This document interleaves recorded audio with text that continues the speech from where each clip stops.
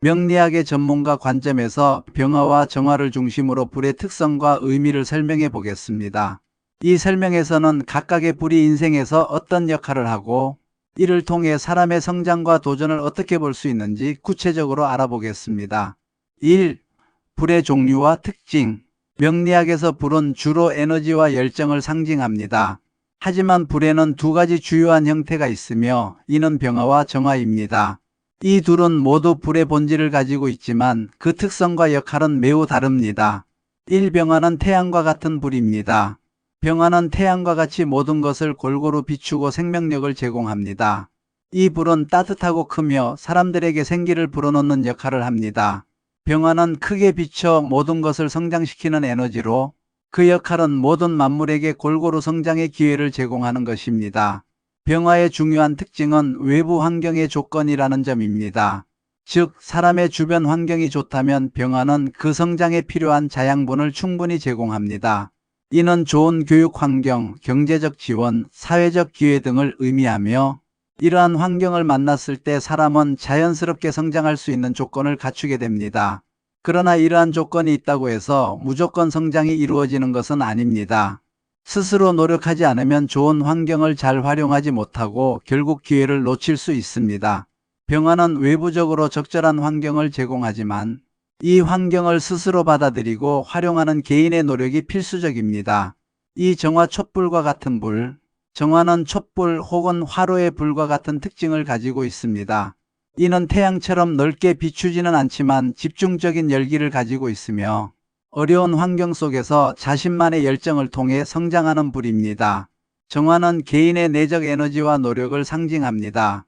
정화는 어려운 상황을 극복하면서 성장하는 유형으로 역경과 고난을 통해 자신의 잠재력을 발휘하고 발전하는 것입니다.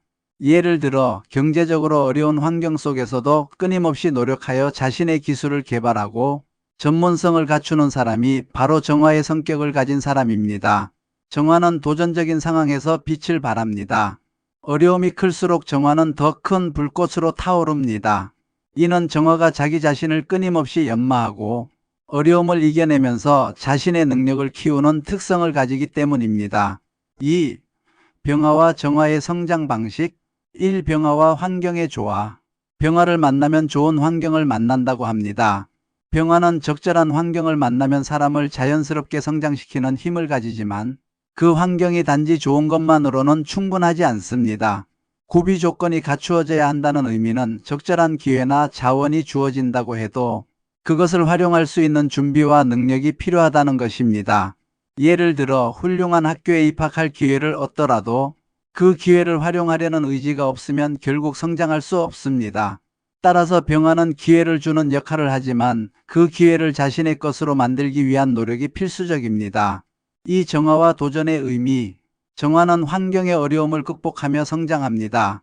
이는 자기 자신의 내면에 있는 힘을 발휘하여 스스로의 가치를 증명하는 과정입니다. 정화는 어려움이 없으면 그 불꽃이 제대로 타오르지 않는 특성을 가지며 이는 어려운 환경이 사람의 성장과 발전을 촉진하는 원동력이 된다는 것을 의미합니다.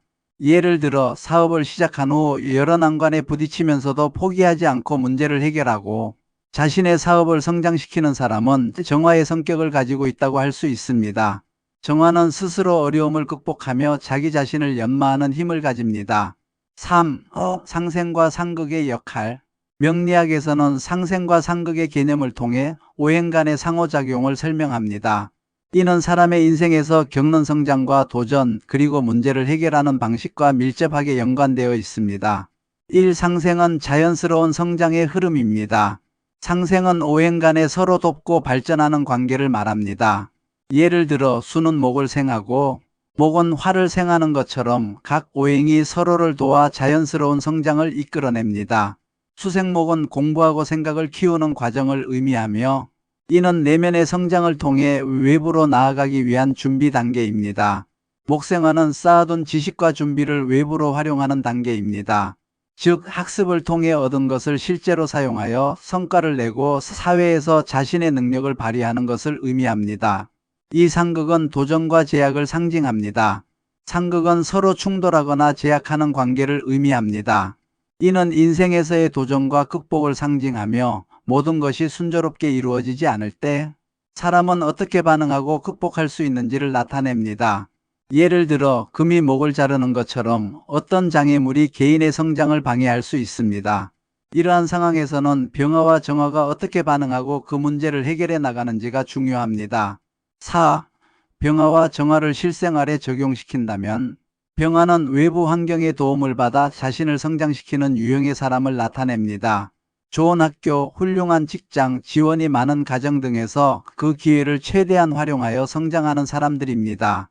그러나 이러한 환경이 주어졌음에도 그 환경을 활용하지 못하는 사람은 병화의 본질을 잘 발휘하지 못하는 것입니다.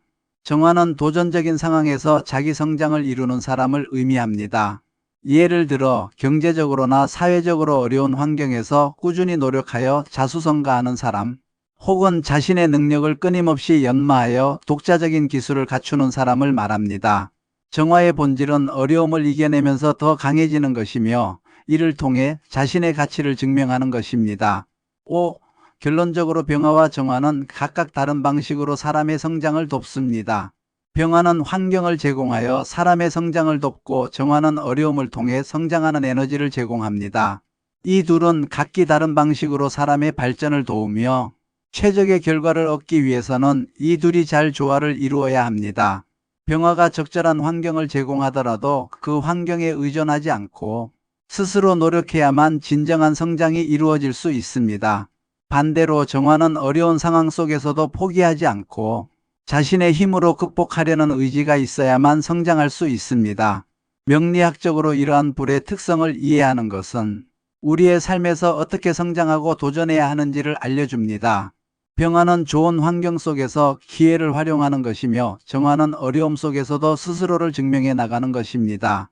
이 둘의 균형이 인생에서 중요한 의미를 가지며 명리학적으로는 이러한 조화를 통해 개인의 운명을 분석하고 그 방향을 제시할 수 있습니다.